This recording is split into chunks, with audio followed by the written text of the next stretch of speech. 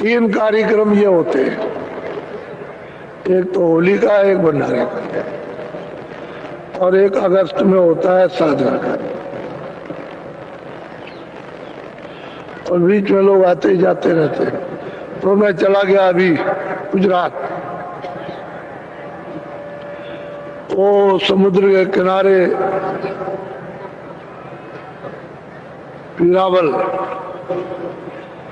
पोरबंदर, राजकोट, जामनगर, अहमदाबाद, इधर से गया जय उदयपुर, फिर आपके उधर बड़ौदा, सूरत, चला गया बम्बई, नासिक में कार्यक्रम। 4 बजे रोज सुबह चिल्लाए कि नामदान दे दीजिए, 4 बजे सुबह अंधेरे में, और इकट्ठे हो गए। सूरत में तो ऐसा हुआ कि रात को बसें आई और वो सत्संग में सम्मिलित नहीं हो सके, तो रात को बेचारे मतलब पहुंचे पड़े रहे। 4 बजे चिल्लाए। तो आप ये समझिए कि चलते चलाते सड़क के ऊपर में उनको नामदान दिया, सड़क पर। अब ये दशा है, नामदान लेने की एकदम पुकार कि वो दे दीजिए।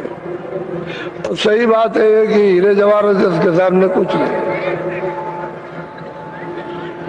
जब सच्ची प्यास लगती है तो जीव फिर चिल्लाते हैं। तो जगह जगह सुबह भी, दोपहर को भी, रात को भी। तो आपके मतलब ये है कि महाराष्ट्र में खूब कार्यक्रम किए, और फिर वहां से मध्य प्रदेश में खूब हुआ। कहा मतलब ये है कि बुरहानपुर, खंडुआ, खरगोन, इंदौर, देवास, ये सब जगह पर, गुना, शिवपुरी, ग्वालियर, भिंड, एक कार्यक्रम करते हुए 28 दिन का पूरा कार्यक्रम था। और सुबह और दोपहर, सुबह दोपहर शाम, इस तरह फिर चलना, 150 किलोमीटर, 200 किलोमीटर चलना, तो कितनी मेहनत पड़ती है। आप लोग ये सोच रहे होंगे नहीं बाबा जी तो शायद कहीं बैठे होंगे चुपचाप। उधर से लौटने के बाद इधर भरथना, सगुआबाद, इधर आगरे जिले में बड़ी भीड़ है। लोग ये कहते हैं कि इतनी भीड़ यहाँ कभी नहीं हुई, ऐसा लोगों का कहना, और सच्ची बात भी है। तो सब जगह पुकार है, और मैं कानों से सुनता हूँ, कान बहरे थोड़ी है, बहुत कोई भी आवाज निकालोगे सुन लेता हूँ। तो हमारे यहाँ, हमारे यहाँ, हमारे यहाँ, हमारे यहाँ, तो बीच में चिल्ला रहा, हमको तकलीफ, हमको तकलीफ, हमको बीमारी, लड़के में बीमारी, लड़की में, जमाई में बीमारी, कोई जानवर बीमार है तो ये है वो, कोई, सबकी बात सुनता रहता हूँ। सब तरह से चिल्लाते, कोई नौकरी, कोई चाकरी, कोई छूट गई, कोई नहीं मिल रही। 1-2 बात कोई बीच में कह रहा है, उसी में चिल्ला रहा कि ऑपरेशन कराना चाहते हैं, हुक्म दे दीजिए। तो सबकी बात सुननी पड़ती है, और सब बातों पर ध्यान देना पड़ता। चले आओ बच्चों जल्दी से।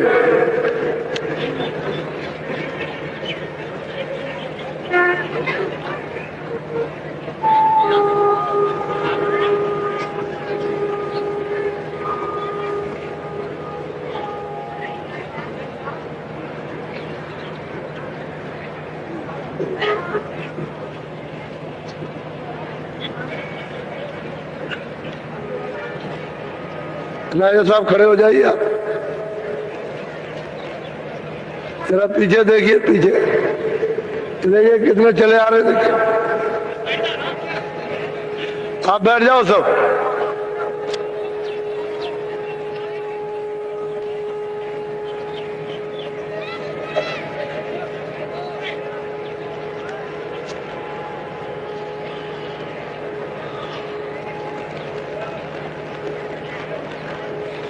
आप लोग अब की बार जब कभी इस 96 में जब जुलाई का महीना आए, गुरु पूर्णिमा का अवसर, तो नदियों का किनारा जो जिस तरफ रहे जरा छानबीन करके रखना, लेकिन मैदान चाहिए हमको। हम चाहते हैं नदी का किनारा हो। अभी जब काशी आओगे तो नदी के किनारे आपको बता दिया जाए कि ऐसा किनारा होता था। अभी काशी में होने जा रहा तो उससे मालूम हो जाएगा। तो नदी का किनारा अगर मिल जाए तो बहुत, क्योंकि कई जमीन में पानी नहीं है, पानी की व्यवस्था करो तो पाइप खराब हो जाते हैं, पानी निकलता नहीं है, दिक्कत होती है। पानी मिलना चाहिए, तो नदियों किनारे पानी मिल जाए। तो ऐसा आपकी बार यही कह रखा कि आप लोग तलाश करते रहो और आने जाने का रास्ता ठीक रहे, ताकि लोग सब चारों तरफ से आ जाएं। वो भी ध्यान में रखना है, रेलों को भी ध्यान में रखना कि रेलें भी चारों तरफ से आती जाती हों।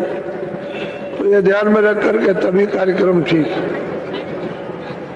अच्छा हो।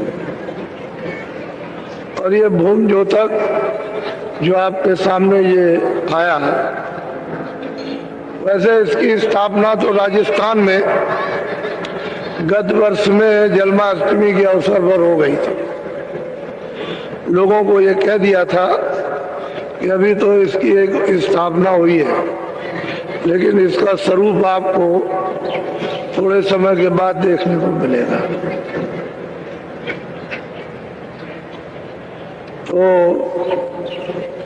तो किसी समय पर भी एक बार ही कोई ज्वार भाटा आ सकता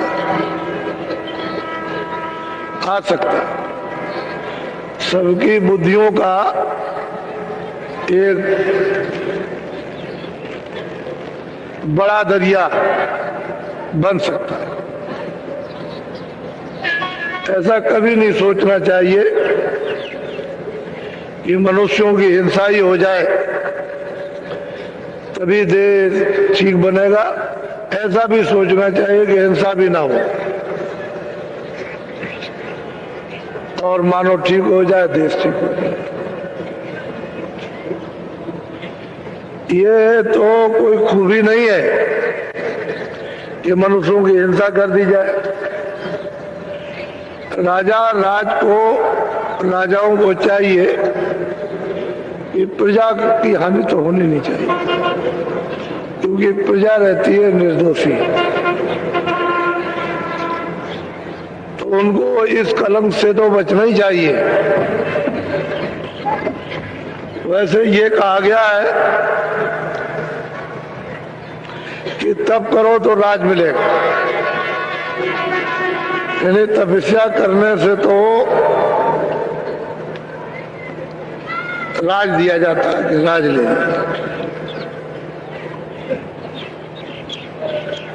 तो तब से राज और राज से नरक, घोर नरक, सीधा, उसमें बचने बचने का काम कुछ नहीं, सीधा नरक को जाता है। तो आप उसके पीछे पीछे पीछे पीछे कहाँ जा रहे हैं? वो तो नरक में जा रहा है। तो आप पीछे पीछे जा रहे हो तो आप फिर आप भी जाओ, फिर आपको मिलेगा क्या? और मिला क्या? पीछे पीछे पीछे पीछे पीछे पीछे। और जब तपस्या करे और राज मिले तो राज को त्याग दे कि हमको राज नहीं चाहिए, तब भगवान मिलता। तो राजा के लिए तो भगवान है ही नहीं, क्योंकि उसने तो राज पा लिया और सीधा नरक। अब जनता जो है उसे तो भगवान मिल जाएगा, क्योंकि उसे तो राज चाहिए नहीं। हमको तो दिन में काम चाहिए, काम किया, शाम को बच्चों की सेवा, और मनुष्य मंदिर में भजन, तो भगवान मिलेगा। और वो तो राज मिल गया तो सीधा खुल गया दरवाजा, उसमें कोई रोक टोक नहीं, बस शरीर पूरा हुआ सीधे ले गए। तो आप लोग इसलिए दोषी हो गए हो कि उनके पीछे पीछे पीछे पीछे लग करके वो बुद्धि दान दे दिया। जब बुद्धि आपने दान में दे दी तो सबसे बड़ी मनुष्य शरीर में बुद्धि है, वो तो दान में दे दिया कि लो, तुमको हमने अपनी बुद्धि से राजा बना दिया, अब तुम जो चाहो सो करो। तो उसने घना घोर पाप किया। तो वो पाप इसलिए तुम्हारे ऊपर में बढ़ गया कि तुमने बुद्धि दान दी, और दान दे करके राजा बनाया, और उसने जो बुरे से बुरे काम किए जगत, वो सब आपके ऊपर बटे, तो आप भी भोगी हो गए, उसकी सजा आपको भी मिलेगी। ये पक्की बात है, इसमें इधर उधर की बात कुछ नहीं। जो सत्य है वो सत्य है, उसमें एक फेर नहीं हो सकता, क्योंकि महात्माओं को तो ये सब दिखाई देता है, वो ऐसे अंदाजियन थोड़ी कुछ कहते हैं। तो इसलिए आप लोग ये पीछे पीछे पीछे पीछे छोड़ो, और बुद्धि को आप संभाल के रखो, तब आप बचोगे इस घोर जगन पाप से, और नहीं तो गए। सही बात तो यह है कि हत्या तो लगी गई, तो आगे समय बड़ा खराब आ रहा है। अमेरिका रोएगा, चीन रोएगा, जापान रोएगा, जितने भी अरब देश है, जितने भी और देश हैं, भारतवर्ष रोएगा, सबको समय बहुत खराब आ रहा। और वो चंडी मसाल लेकर अपना पूरा काम कर रहे, उसका नाम ही चंडी। वो जो चंडी वो नहीं है जिसको आप समझते हो, उसका नाम चंडी है। तो मसाल लेकर के घूम रही है, सब जगह जाएगी, कोई मुल्क छोड़ेगी नहीं। सब मुल्क की राया, सेठ साहूकार, वहां की सरकारें, सब की सब रोएंगी। भारत की राया, भारत की सरकार, भारत के सेठ साहूकार विश्व के राज्यों में जाएगी और धन को धीरे से साफ करेगी। तो ये छोटी मोटी तकलीफ तो नहीं है, ये तो बहुत बड़ी तकलीफ व्यापेगी। ये छोटा मोटा कष्ट नहीं है, वो वहीं से हटेगी, तो धीरे से ऐसे हटेगी। उसको अपना काम करना आता है, और तुमको दिखाई भी नहीं दे सकती, तुम चिल्लाते ही रह जाओगे। लेकिन महात्मा इसका पता लगा रखते हैं, उनको मालूम रहता है। जो दिव्य महापुरुष होते हैं वो जानते हैं। तो समय आगे बहुत खराब, यानी बहुत ही खराब, थोड़ा नहीं। और हर प्रकार से, बीमारी से, झगड़े से, अन्न की कमी से, लोगों की लड़ाइयों से, इससे एक दूसरे के मुल्क पर हमला करना, ये कोहराम जनता, उसका बहुत विचित्र भयावह दृश्य सुनने को भी मिलेगा और देखने को। ऐसे तो इसलिए हम आगाह करते रहते हैं कि आप लोग सावधान हो जाओ और दिन में अपना काम करो। अब से शाम को बच्चों की सेवा, और तुमको पूजा पाठ करना नहीं आता है तो हम बता देते हैं कि मनुष्य मंदिर में अपनी जीवात्मा से ऐसे पूजा करो। इस तरह से भजन करो, 10 ही मिनट करो, 5 मिनट करो, तो इससे क्या होगा? बचाओ, आफत से बचाओ, मुसीबत से बचोगे,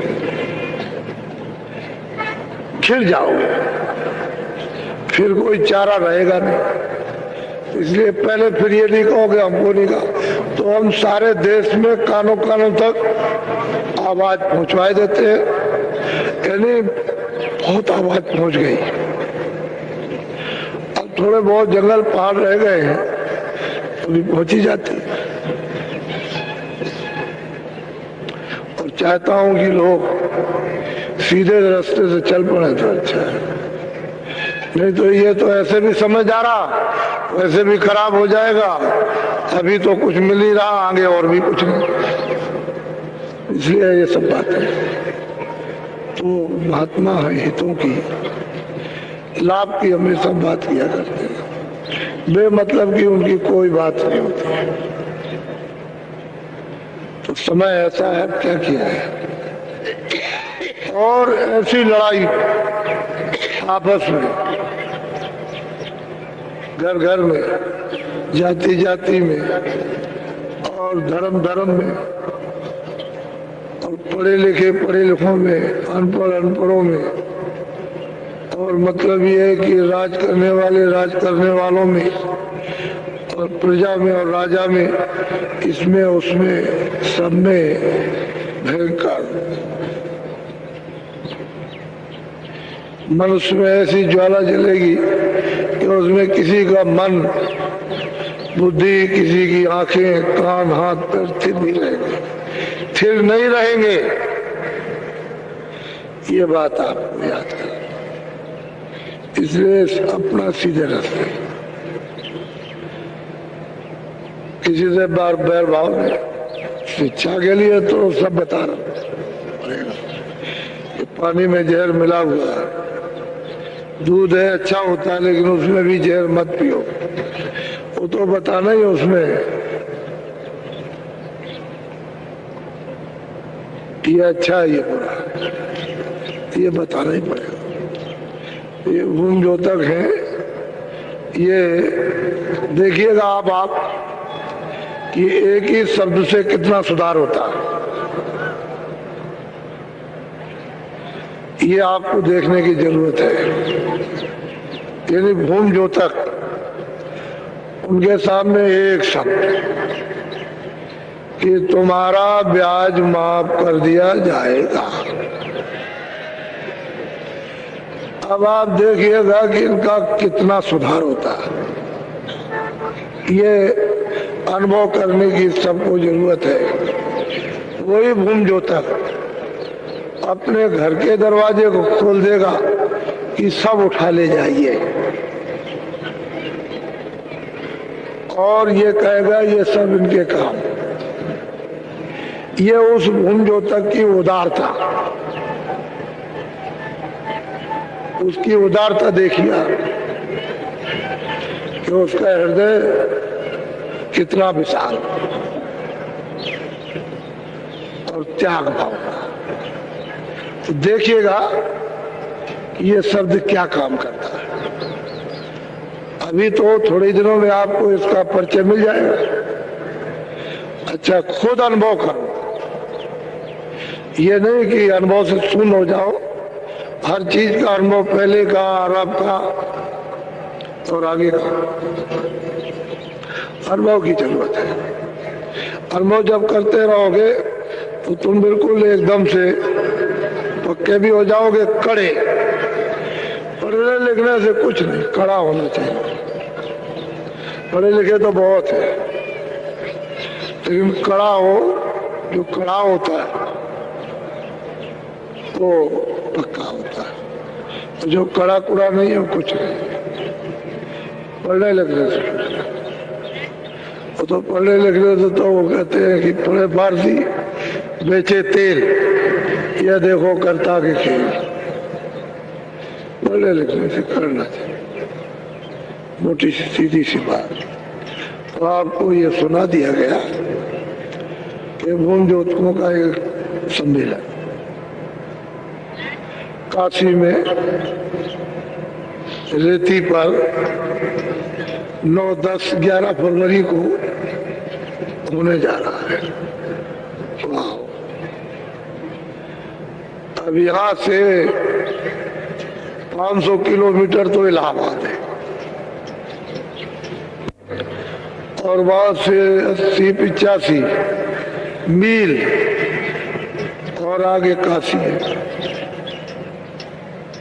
तो एक इधर और एक उधर, ऐसा बीच में भी कार्यक्रम आपके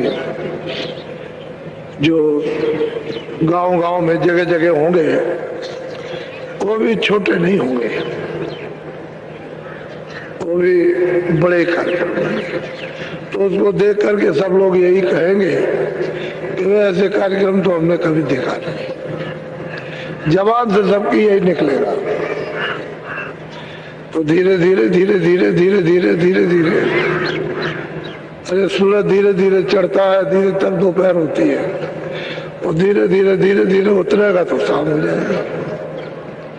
ऐसे धीरे धीरे सब काम अपनी जवानी पे जाएगा, फिर अपने बुढ़ापे पर धीरे धीरे। अच्छा, आप सब लोगों ने यहाँ आकर के सब देखा सुना और लोगों के प्रेम भाव, सेवा शुश्रूषा, तो उसमें निचोड़ ये निकालना चाहिए कि यहाँ तो सब मानव थे, यहाँ जात पात ये विवाद, इसका उसका उसका उसका छुआछूत का ये कोई विवाद नहीं होता, मानव थे। यही एक चीज थी और बाकी तो कोई विवाद। और सब लोग यहाँ थे, सब अब भी हैं, हर वर्ग के लोग यहाँ हैं। तो ये आपको एक अनुभव की चीज निचोड़नी चाहिए। इसमें असली सार वो ये है कि मानो जाति पाति रगड़ा झगड़ा नफरत घृणा नीच ऊंच, ये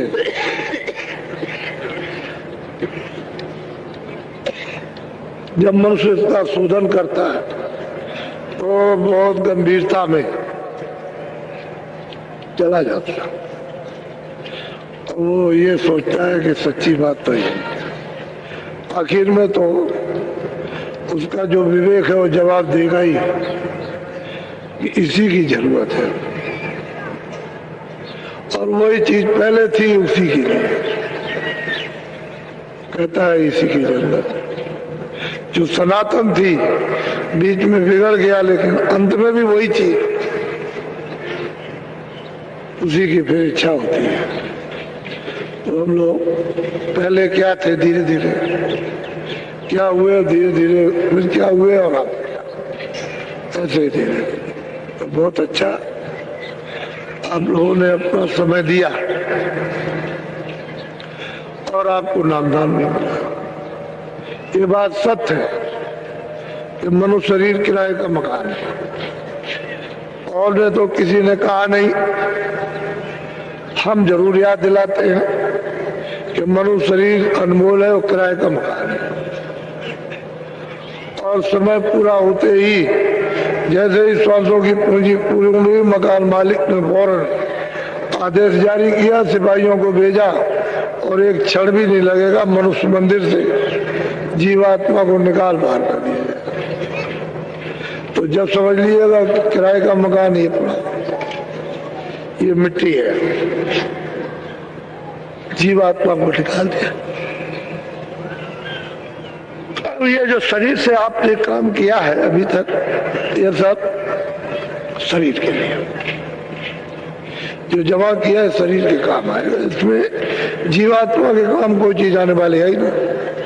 और जीवात्मा के लिए कुछ कमा करके रखो, जब चलने लगे तो हम उसको साथ ले चले, तो हमारी रक्षा तो हो जाए। अब कमा करके आपने ये रखा, जब चलने लगे तो यही रह गया, और ये ही रह गया। न ये इसके साथ रहे, इसके साथ कुछ ऐसा होना चाहिए।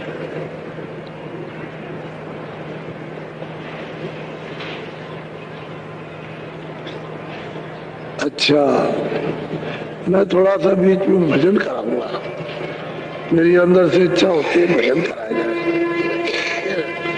तो अब तो सब नामदानी बैठे हो, क्योंकि अब तो नए लोग हैं नहीं, तो आप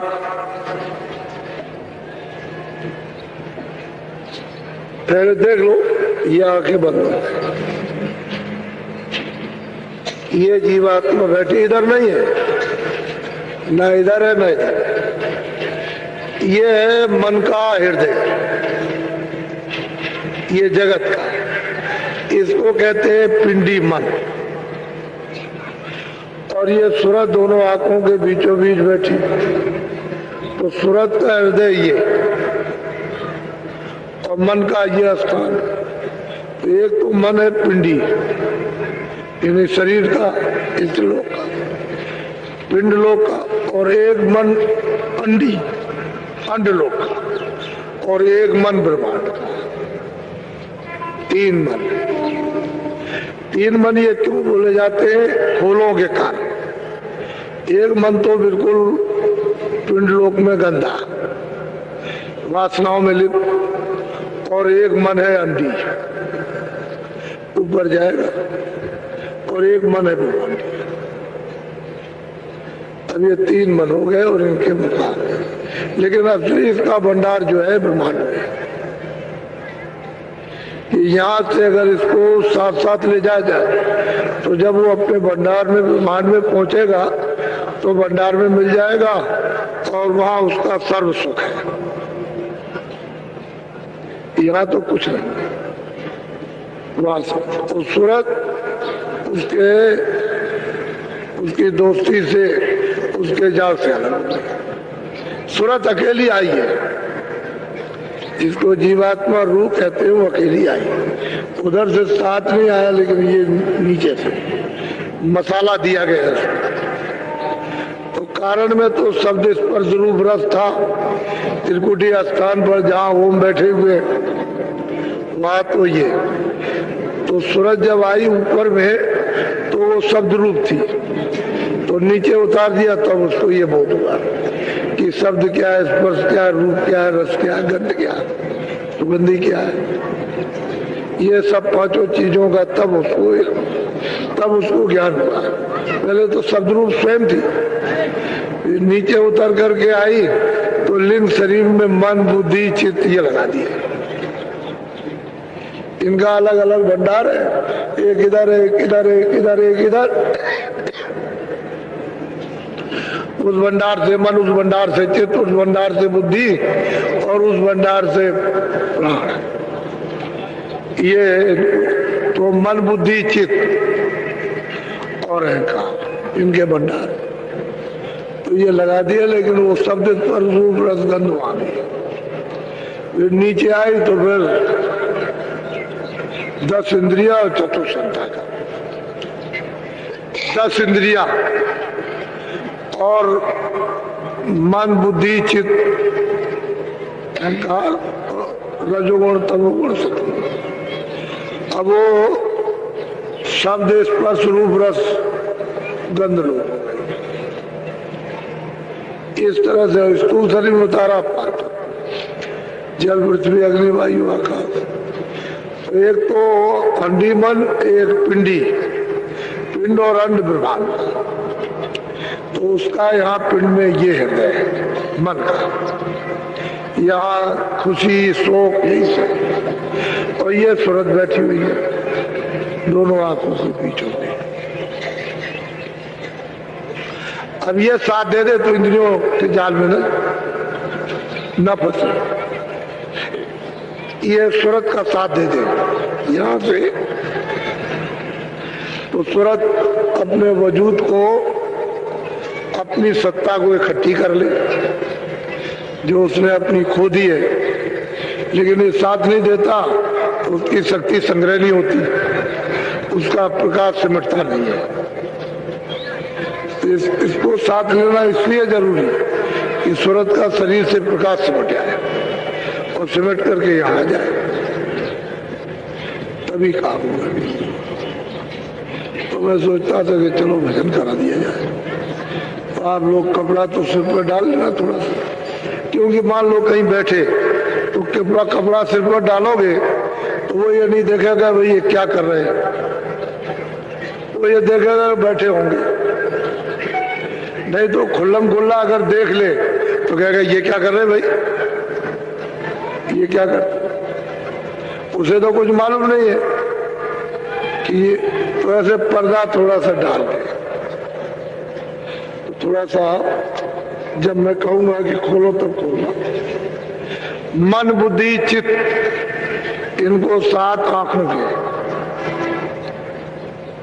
दोनों आंखों के बीचों बीच में वो सूरत बैठी, उसमें एक कान है, उसके साथ रखना ताकि वो धीरे से सुन सके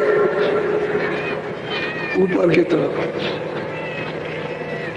कोशिश इसी बात की करो कहीं इधर उधर भाग के ना जाए, थोड़ा रुका रहे, धीरे धीरे लग जाएगा। अच्छा बैठ जाओ, बैठो ऐसे।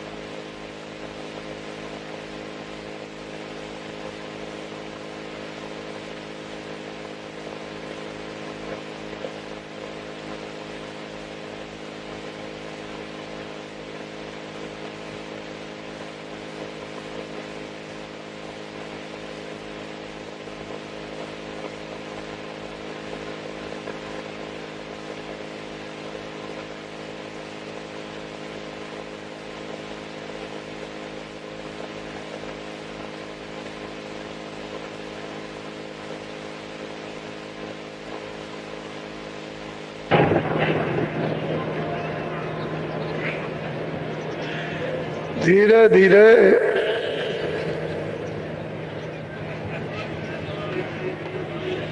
बैठक आ जाएगी। नए लोग होते हैं, थोड़ा सा उनका पैर थोड़ा थक जाता है,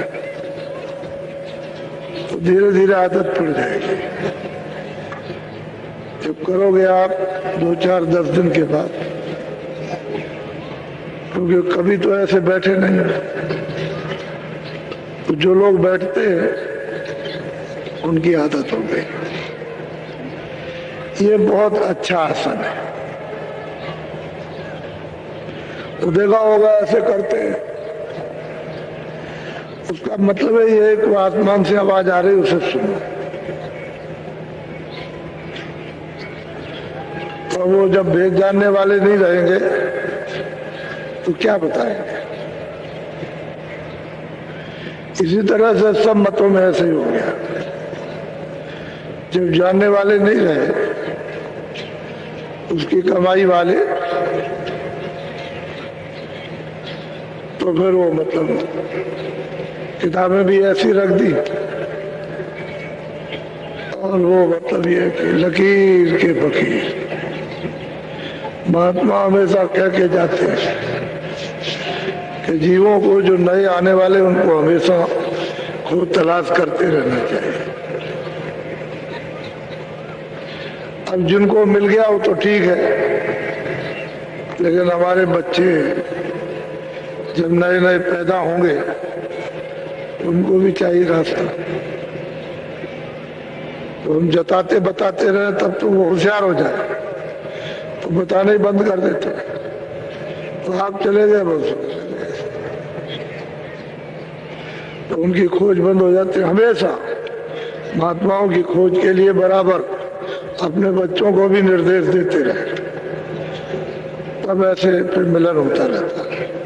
तो खोज बंद हो गई तो पहचानने में नहीं आ सकते। अब वो सूरत ने सब कुछ डाला,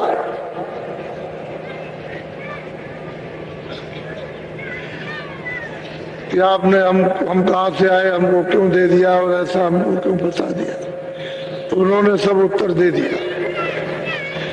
तो मर्जी थी, मौज थी, ऐसी रचना करना था और सेवा के बस होके मैंने तुमको दे दिया। अब तुम मुझे समरथ समझो और मैं तुमको ले चलूंगा, मेरे साथ चलो, कोई तुमको रोकेगा नहीं। अंदर में वैसे बड़ी बाधा, कोई अगर बगैर गुरु के जाना चाहे तो उधर कोई नहीं जा सकता। ऐसे सांप फुसकार मारते हैं ऐसे, तो उसी में बेहोश हो जाएगा। ऐसे ऐसे गुजर और कीड़े ऊपर कूदते हैं, लेकिन वो महात्मा के साथ जाएगा तो कोई कुछ नहीं बोला, अकेला नहीं जा सकता। वो तो वहां खड़ा हुआ है जो दहाड़ रहा, उसकी दहाड़ सुनकर कोई उधर जाएगा। लेकिन जब वो महात्मा मिल जाते हैं तो कुछ फिर चला जाएगा। तो उसने अपनी शंका समाधान सूरत ने महापुरुष से कर ली और उसने कहा कि देख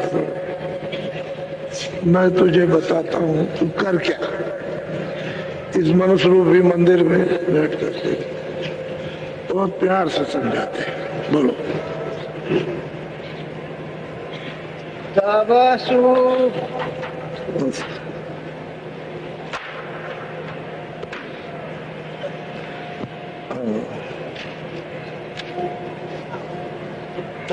सूरते पूछे एक बात, स्वामी देव भेद विख्यात। अब वो पूछते हैं कि स्वामी अब हमको वो भेद दीजिए जिस रास्ते से चलना है,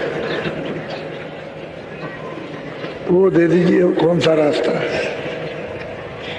ये तो हमको सब मालूम हो गया, शंका चली गई।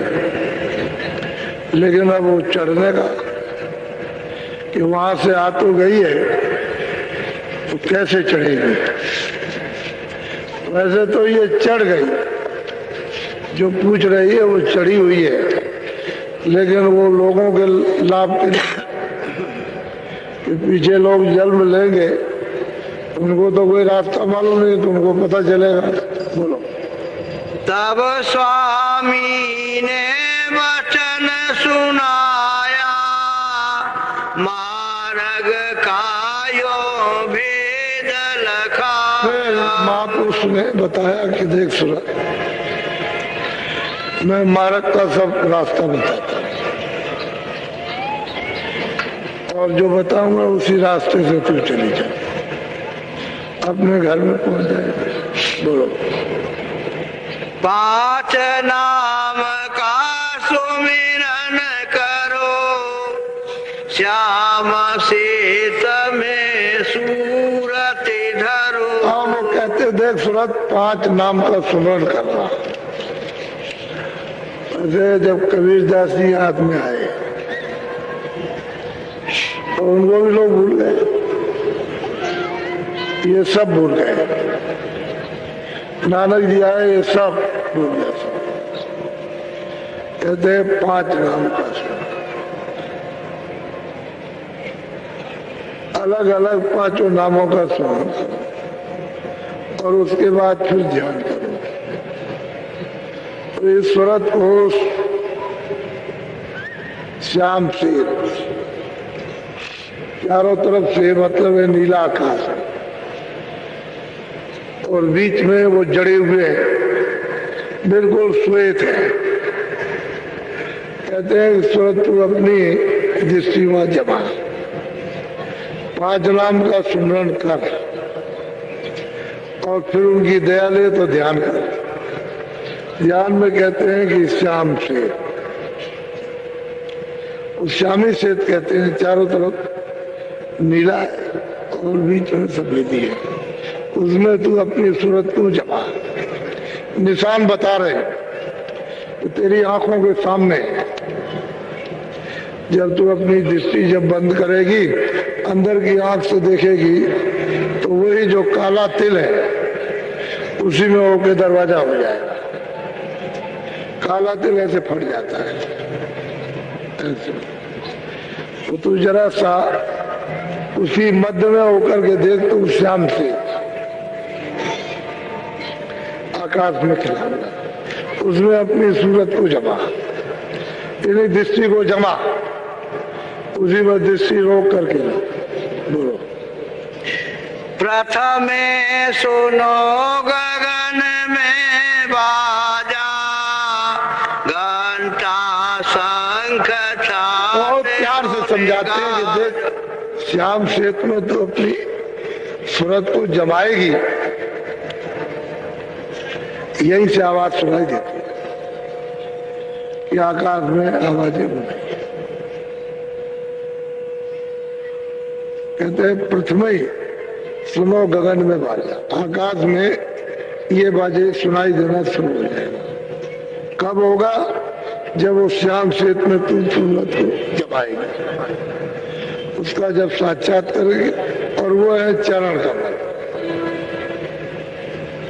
उनमें बहुत प्रकाश है, ये सूरज में कुछ नहीं।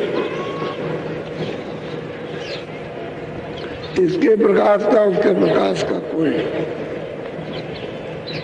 सहस कमल दल ज्योति लखाई। तू गगन में बाजा सुन, घंटा और शंख की आवाज हो रही है, सुनाई देगी साफ। जब घंटे और शंख की आवाज को जब तू सुनेगी तो सुन कर तू तो रीझी जाएगी, ये सुन करके उसमें तू लय हो जा, उसी घंटे और शंख की आवाज में लय हो। तो वो आवाज सहदल कमल से आ रही है, तो उस सूरत को इस तरह से खींच रही है।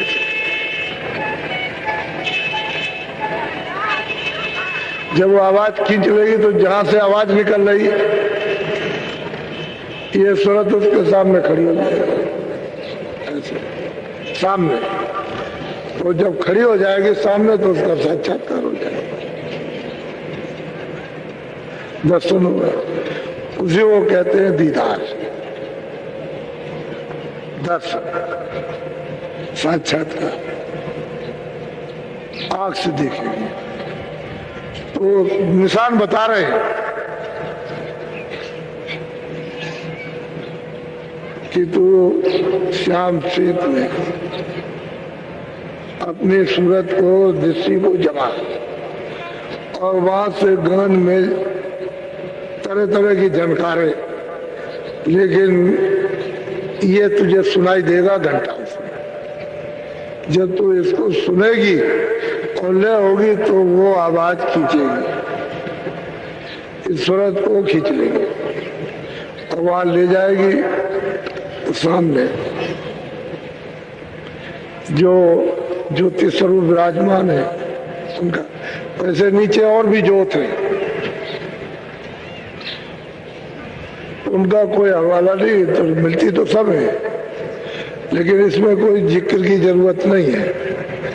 इसमें तो बहुत सीधा साधा इसे सूरत को समझा रहे हैं कि तू ऐसे ऐसे कर तो ये होगा, क्योंकि जाना तो अब रास्ते ही से, इस रास्ते से नहीं चलोगे तो मुकाम पर नहीं पहुंचोगे, किसी मुकाम पर नहीं पहुंच सकते हो, तो रास्ता ही जाने का। और ये लोग सब मुकाम पर बैठे हुए हैं, ये मुकाम पर वहां के वाला ऊपर इस तरह से बैठे। तुम रास्ते से जाओगे तो मुकामों के मालिक मिलेंगे, रास्ता छोड़ दोगे तो उनमें से कोई नहीं मिलेगा। तो निशान बता रहे हैं कि शाम से मैं सूरज को अपनी जमा और पृथ्वी सुन गगन में बाजा। पहले ही पहल गगन में आवाजें आएंगी बाजों की, जब सुनाई देने लगे तो घंटे और शंख की आवाज को छाट ले और उसमें हो जाए। बोलो। बंक पार त्रिकुटी में गई, ओंकार और राड ढोने लगी। कहते हैं कि जब उसका साक्षात्कार हो गया तो सैदल कमल में ज्योति से निर्जन भगवान का, तो वहां से और आवाजें ये छूट जाएंगी, ये अपने मुकामी पर रह जाएंगे, आगे नहीं। ये ऊपर की तरफ आवाजें नहीं जाती, इनकी जो सीमा है उसी के अंदर। तो ऊपर की तरफ में जब तू उधर देख तो बहुत किस्म किस्म के पहाड़ है, तरह तरह के पहाड़ दिखाई देंगे, बहुत बड़े बड़े। इन सब पहाड़ों को ढेर कर दीजिए तो उसकी बराबरी इतने की भी बराबर नहीं। बहुत बड़े बड़े पहाड़। कहते हैं उन पहाड़ों पर ऊंची नीची घाटी है, तो कितने लाखों यानी योजन नीचे चले जाइए तो कोई पता नहीं चलता। फिर ऊपर चढ़िए तो कुछ नहीं, दाएं बाएं जाइए तो कहते हैं ऊंची नीची घाटी है, तो रास्ता टेढ़ा मेढ़ा है। बंक कहते हैं टेढ़े रास्ते, ऊपर भी गया नीचे भी चला गया, ऊपर चला गया, टेढ़ा भी गया फिर इधर भी गया। अब वो जो उस रास्ते को जानता है वो तो सूरत को चढ़ा ले जाएगा, और जो रास्ता नहीं जानता तो वहीं से गिर जाएगा, तो आगे नहीं जा सकते। लेकिन जब ऊपर की तरफ जाएगी तो सैदल में कमल में दर्शन करके जाएगी ईश्वर का, वैसे आगे नहीं जा सकते। उसको दर्शन मिल गया तो कहते हैं आगे तो बंग और टेढ़े रास्ते की तरफ चलो, नीचे घाटी में उस तक पढ़ो। फिर बोलो। आगे पहुंची सोन मजार, रंकार धोने सोनी पुकार। सैदल कमल से ऊपर जाएगी और वहाँ ऊंची नीची घाटी, तो मतलब त्रिकुटी मुकाम है वो, ऊपर ब्रह्म विराजमान, और वो हमेशा बादलों की गर्जन और मृदंग बजता है, तो आवाज सुनाई। जैसे ऊंची नीची घाटी, नीचे गई ऊपर गई, नीचे उतरी ऊपर उतरी, वो तो ऐसे गई फिर नीचे चली गई फिर ऊपर चढ़ी, ऐसे बहुत ऊंची नीची घाटी, तब ये आवाज सुनाई देती है। तो कहते हैं कि वहां त्रिकुटी स्थान है, उस पर ओम विराजमान है, ब्रह्म वो बैठे, वो विराजमान हो। तो जब वहां जाएंगे तो उनका दर्शन, वो तो बहुत ही सुंदर है। यानी नीचे वाले भी उनसे बहुत ज्यादा वो सुंदर। और वैसे तो महात्माओं ने कह दिया है किस तरह की उनकी छवि है, सजावट है, और कितनी सुंदरता खूबसूरती, वो यहाँ बयान नहीं की जा सकती। बहुत सुंदर। तो कहते हैं वहां मुकाम पर पहुंच करके उसका साक्षात्कार, उसका दर्शन, इसी को संतों ने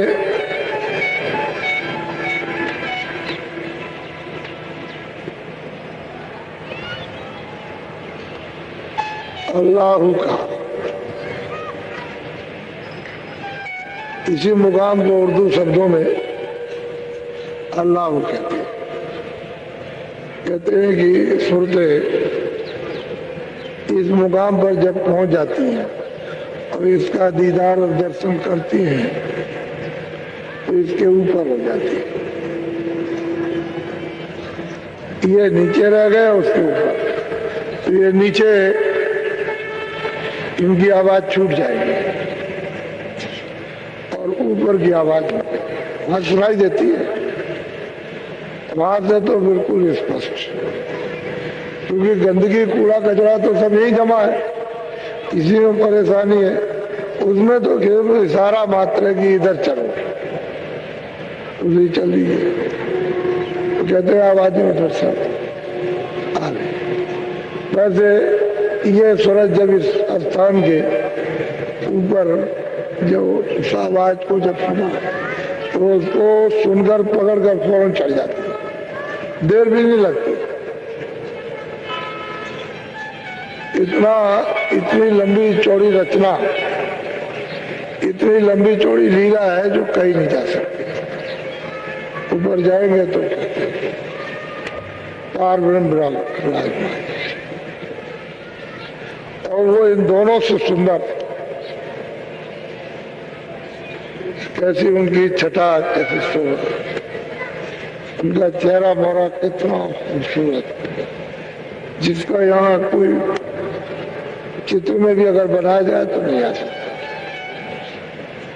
और कहने में भी नहीं आता, क्योंकि कोई चीजें तो यहाँ होते नहीं है। बहुत सुंदर इन दोनों से, तो सूरत उसको देख के कितना मस्त हो, लेकिन खूबी उसमें यह है कि इन्हीं के दर्शन के साथ साथ एक ऐसी छटा है वहां अद्भुत कि उसके सामने ये रूप फीका हो जाता है। कितनी भी सुंदरता है तो फीका बन मालो।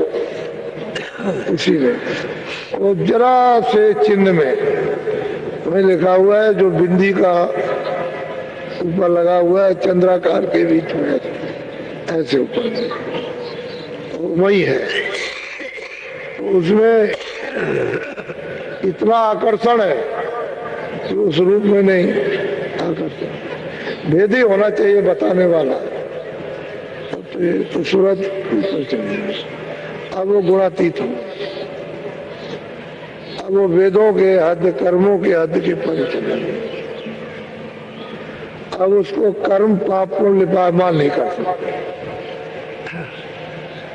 अपने में बांध नहीं सकते। वो तो क्षण भी नहीं लगेंगे, कोई पाप उनको बोझा होगा पड़ता है। तो ऐसी आग अग्नि धधकती है कि कोई चीज डालिए सब भस्म। तो योग रूपी अग्नि अगर जल गई समुद्र की तरह से, जो फेंकी सब भस्म, वहां कुछ बचने वाला नहीं, सब भस्म। तो सूरज गुणातीत हो जाती है। अब बहुत प्यार से समझाते हैं कि 5 नाम का स्मरण करो।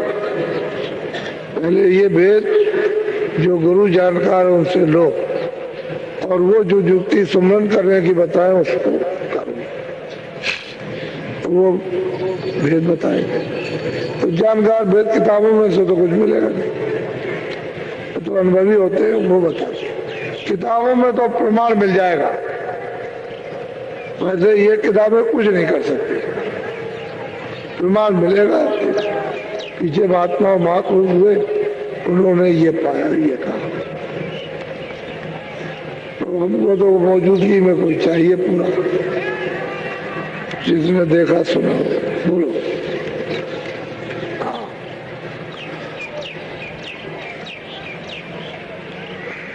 बोलो। आगे पहुंची सोनम जार, रंकार धुन सोनी पुकार। कहते हैं आगे सूरज जाती है तो दूर से ही यानी आवाजें सुनाई देती हैं, उसमें से आवाज निकलती है अपने नाम की, जिसका जो नाम है उसमें से आवाज निकलती है। लोगों को ये मालूम नहीं है कि ये अक्षर कहाँ से आए, किसी को पता नहीं है ये अक्षर कहीं से आए। तो मतलब ये इधर तभी भाषा में आपने प्रयोग किया। भाषा अगर पहले से नहीं होती तो फिर भाषा क्या पड़ता है? भाषा थी, ऊपर से आई है। बोलो। केंगरी और सारंगी सुनी, मान सरोवर चढ़े चढ़े गुनी। गुडी में ब्रह्म विराजमान है, ये इसको कहते हैं गुरुपद। क्या गुरु बैठे हुए, उनका रूप अलग है, इनका रूप अलग है, लेकिन वही बैठे हुए। तो ऐसा त्रिकोण है त्रिकुटी कि जहाँ ब्रह्म भी है गुरु भी है, तो गुरुपद कहते हैं। जब 10वें द्वार में पार ब्रह्म को प्राप्त करेंगे तो ये है पिया पद,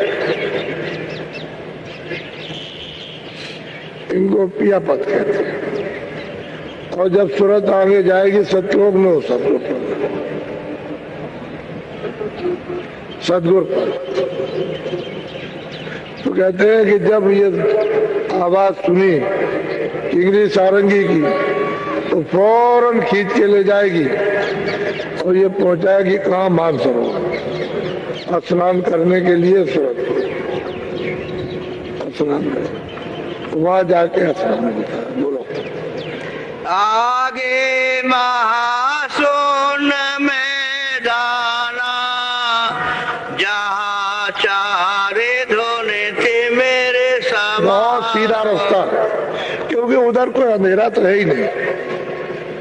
अब वही बताना, जैसे दिल्ली गए दिन में, उनका देखो तो ये दिल्ली है, ये है, ये है, ये आगे गए तो ये है, फिर उसके बाद ये गए, ये अम्बाला पड़ा, ये मतलब है कि अमृतसर, तो वो तो दिखाई देता है, अंधेरा तो है। अंधेरे का वहाँ क्या काम, वहाँ दिन रात का वहाँ नाम निशान भी करके, दिन रात तो यहाँ आंखों के नीचे है, ऊपर यहाँ भी नहीं है। तो कहते हैं कि वहां गए तो महाकुंभ का इतना बड़ा मैदान है कि अरबों खरबों योजन का मैदान, उसमें अब सूरत गुरु रहेगा तो उसको पार कर सकेंगे। इतना वो चमक दमक सुंदर खूबसूरत नित्य प्रति किस तरह के वहां पर रचना के दृश्य होते हैं। ऐसा नहीं, बहुत प्रकाश और यहीं पर एक एक वृक्ष कितने करोड़ों करोड़ों योजन की बुलंदी रखता है इसी मैदान में। और ऐसा मालूम होता है कि मतलब ये कि ये सारा का सारा जितना भी 3 लोग है, ये सब उसमें समाये हुआ है। ऐसे ऐसे दरख्त, और किस तरह के दरख्तों में खेल तमाशे हो रहे वो अद्भुत दृश्य। तो बहुत दरख्त, तो ये एक दो दरख्त ऐसे ऐसे बुलंदी रखते हैं, उसकी शोभा अपरंपार। ओम महासुंद का मैदान है। बोलो। भमर गुफा ऊपर देखी, सोहंग बंसी बजती पे। कहते हैं कि हमने उसको भंवर गुफा को देखा इस मैदान के परे, और वहां पर मतलब यह है कि सोहंग पुरुष विराजमान है और वहां बंसी बज रही है। हमने उसको सुना, देखा कि किस में से बंसी बज रही है और अखंड बज रही है। अब इतना लंबा चौड़ा मैदान हो तो भंवर गुफा देश की तो बात ही छोड़ी है, इसका मैदान ही शुरू में इतना लंबा। कहते हमने उसको देखा और वहां बंसी बज रही है अखंड। ये महाकाल पुरुष, इनको पूरा अधिकार दिया है महाप्रलय में कि सब की प्रलय कर देते हैं, इसलिए उनको कहते हैं महाकाल। ये अधिकार इन्हीं को है। तो जिस समय पर ये अपनी आवाज को वहां बैठ के बंद करेंगे तो ये सब यहां से सिमट चलेगा, कुछ नहीं, कोई चीज नहीं रहेगी। ईश्वर रहेंगे, न स्वर्ग रहेगा, न वैकुंठ, न मृत्युलोक, और न मतलब ये है कि ब्रह्मांड रहेगा, न पार, सब समेट के चले जाएंगे। कोई चीज कहीं कुछ है नहीं, रेसे भर में कोई चीज नहीं रह सकती, ये सबको समेट लेते, इसलिए इनको महाकाल पुरुष। कोई महाकाल पुरुष ऐसे नहीं जो सबको समेट ले और चटाई की तरह से लपेट लेते ऐसे। और कितने युग बीत जाएंगे, किल्मे कल बीत जाएंगे तो ऐसे ही लिपटा रहेगा। फिर जब कभी मौज मर्जी होगी तो फिर फैला देगा, फिर विस्तार कर देगा। बस इनके नाके तक तो महाप्रलय जाती है, इसके आगे नहीं,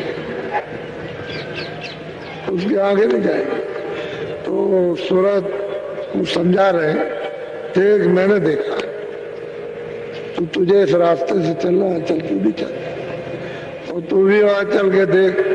वैसे तो ये ले गए, इन्होंने सब दिखा दिया, लेकिन उस सूरत ने प्रश्न ऐसा किया है कि इन जीवों के हित में हो, और इसका फायदा ये सब उठाए। बोलो। हाँ। ताके परे धाम सतनामा, बीन बजे सत। अब कहते हैं कि भंवर गुफा के महाकाल पुरुष के आगे कहते हैं वो सतधाम है। अब उसका क्या पारंपर है,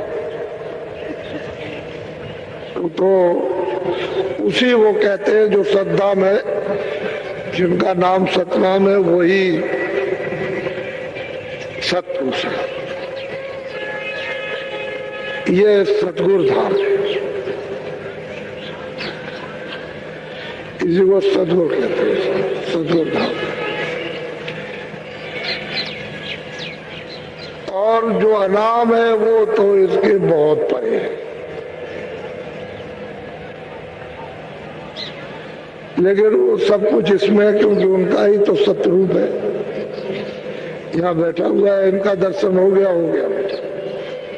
इस सूरत को कोई बंधन नहीं, वो उसमें दाखिल हो गए, दर्शन किया सतपुरुष का, और आगे चली जाएगी, कोई रोक टोक नहीं। वहाँ चारों देशों में कोई रोक टोक नहीं।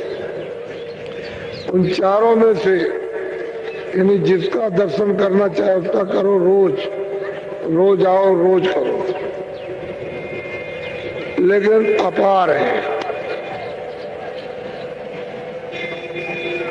उपासना यही तक, इसके आगे कोई उपासना। सूरज को यहाँ से ले जाकर मृतलोक से और वहां पहुंचा देना, उसके आगे कोई बंधन नहीं। उसमें तो एक एक पखड़ी में ये सब के सब महाकाल पुरुष का, इनका ब्रह्म का, इनका जो रचना सब एक एक पखड़ी में समाई हुई है। ऐसे ऐसे लोग तो महापुरुषों को जानना ये तो हो ही नहीं सकता। वो अपने आप को जनाए वो तो बात अलग है, वो तो उनकी मौज मर्जी की बात है, लेकिन सुरतों को जिस तरह से पहुंचाते हैं वो तो बड़े हो बात। इस तरह से बहुत प्यार से समझाते हैं। गोस्वामी जी महाराज ने भी काशी में जब सत्संग उन्होंने शुरू किया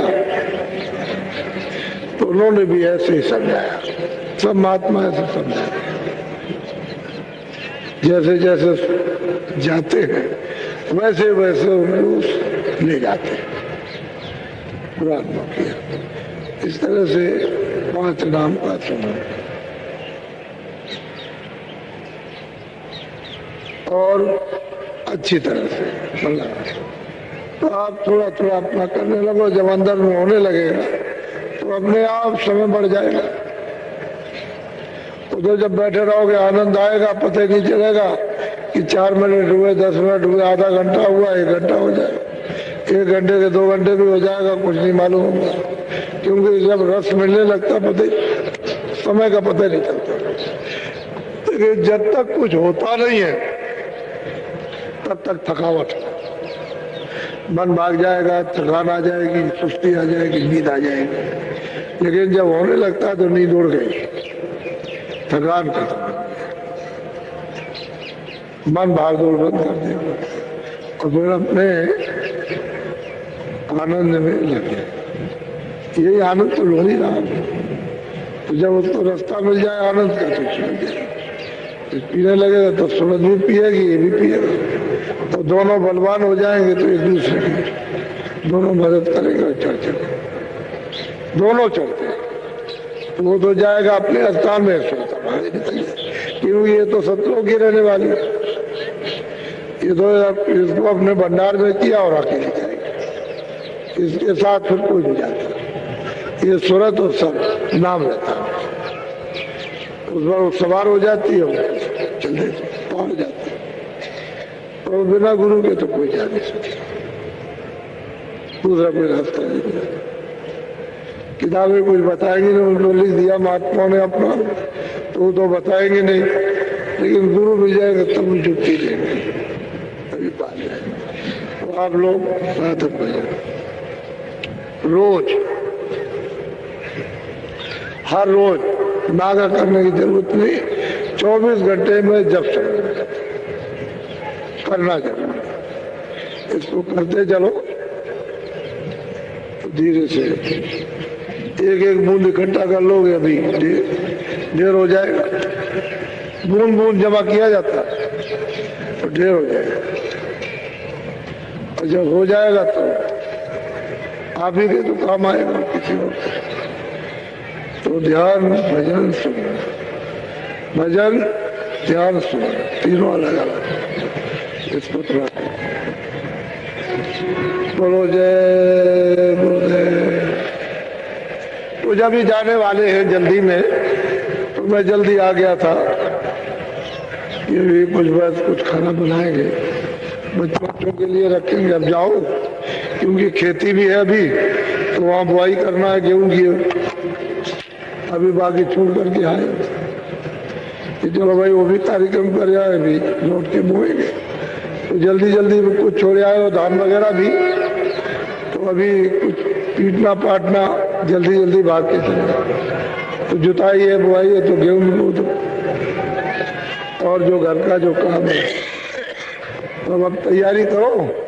अपने खाना ना बना लो बच्चों के लिए, कुछ बसें ऐसे इधर उधर चक्कर मार रही हैं कि जल्दी से लोग तैयार हो जाएं, तो शाम को लोग या दिन में ट्रेन से जाएंगे। और ये काशी वाला संदेशा कि वहाँ काशी में होने जा रहा 9, 10, 11 फरवरी को, उसमें भूम ज्योतक आपके सम्मेलन।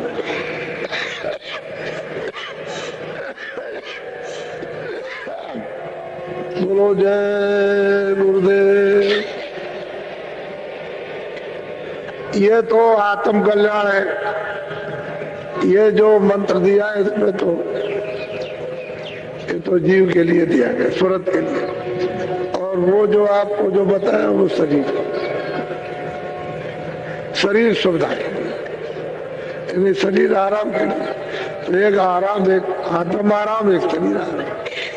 तो शरीर संबंधी चीजें ये जैसे शरीर की रक्षा करती है, अनाज है, कपड़े है, दवा है, ये और वो आत्म, वो तो नाम है कि जीवात्मा उस पर सवार हो जाए, घर पहुंचे। वो तो आखिर में नामदायी भोजन है, फिर आगे चल के सब्जी का भोजन है, सब्जी का आहार होता है। शब्द नहीं रहे तो जिंदा नहीं रह सकती, तो इसलिए अलग अलग एक मत। ये तो थोड़े दिन का, ज्यादा दिन का नहीं है। और ये जो आत्म कल्याण का वो आपके हाथ हमेशा साथ है, ये साथ रहेगा। ये छूट गया तो ये भी छूट जाएगा। तो दोनों बातें आपको अभी बताई हैं। और हम सिर्फ रमा कराना चाहते हैं कि रमा हो जाए। ऐसे मतलब ये है कि घिस करके पत्थर ठीक हो जाए, तो ऐसे ये दिल दिमाग ठीक हो जाए, रमा हो जाए। इसलिए 3 महीने 13 दिन जोर शोर के साथ में अभी जो सूचनाएं मिलती रहे कि बड़े प्रचार, बड़ी शोभा यात्रा बड़ी है, तो खूब अच्छी तरह से योजना बनाकर विधिवत ये शोभा यात्रा करेगी कि शासन हम पर वही करेगा। ये बात, और वोट हमारा उसी पर पड़ेगा। बस मतलब शोभा यात्रा और सब जितने भी भूम ज्योतक हैं सब एक जगह पर, एक प्रस्ताव, सारे हिंदुस्तान का एक प्रस्ताव, दूसरा कुछ नहीं कि भूम ज्योतकों का ब्याज माफ कर दिया जाए। एक ही प्रस्ताव और कोई प्रस्ताव, और कोई प्रस्ताव है ही नहीं, यही प्रस्ताव। और तो जितने प्रस्ताव है सब मन चले। और ये असली सिद्धांत का प्रचार है, असली काम। इसलिए आप इसमें सब, और अभी सूचना आई है कि 20-20 हजार आदमी एक एक जगह पर, 15-15 हजार आदमी एक एक जगह पर। कहते हैं कि वो तो आपकी बात छोड़िए, हम लोग गया। तो बताइए, अभी तो कुछ था नहीं, तब ये होने लगा। और अब देखिए, अब ये सब समझने लगे कि ये सब चीज मेरी है, ये बाबा जी की नहीं है, मेरी है। भाई तुम अपनी चीज को पकड़ो और हमेशा अपने काम लो, संभाल के रखो। सोना चांदी रोज रोज हाथ में नहीं लिया जाता, रखा रहता है। जब जरूरत पड़ती है तब हाथ में लेते हैं। तो वैसे इसको संभाल के रखो, लेकिन पकड़ तो लो उसको, मिल तो जाए। पकड़ में आ जाए, अभी तो आपको मिल ही नहीं रहा, पकड़ में नहीं आए तो क्या संभाल के रखोगे? तो चीज मिल जाए तो महात्मा पकड़ा देंगे धीरे के बाद। अब पकड़े रहो, अगर दुनिया ठीक ना हो जाए तब। अब तुम उसको समझते ही नहीं हो, तो जल्दी से अब तैयारी करो बाल बच्चों के लिए। बोलो जय। देखो, ठहर जाओ, आप बैठे रहो, जरा सा आप खड़े हो जाइए, उम्र हो गई। उधर घूम जाइए, कितनी उम्र हो गई लेकिन जवान से ज्यादा काम कर रहे हैं। देख लीजिए आप, लगे हुए। इनको इस उम्र में क्या लालच है? इस उम्र में कि भाई तुम्हारा सबका भला हो, तो ऐसे ही लोग निकल आएंगे। इनमें से जवान निकल आएंगे, बैठे इनमें से। अभी हम निकाले देते हैं, घबराओ मत, इसी में से निकाले देते हैं। तो धीरे से, अरे भाई वृद्धों का भी इतिहास रहा। महात्माओं ने वृद्धों से भी काम लेते रहते थे और सेवा करते करते उन्होंने वो अमोलक चीज प्राप्त कर ली सेवा ही से, और इतने उच्च कोट के महात्मा हुए कि तमाम लोगों को बांट दिया। तो कहने का मतलब यह है कि वो किसी से काम ले, वृद्ध से काम ले लेते, उनको क्या है, वो तो मतलब ये किसी से काम ले सकते। तुमको अपने काम से मतलब है, दुनिया भर की बात से मतलब, और चीजों से क्या मतलब। जब वो मतलब की चीज आए तो वो मतलब, नहीं तो कुछ नहीं। बोलो जय गुरुदेव।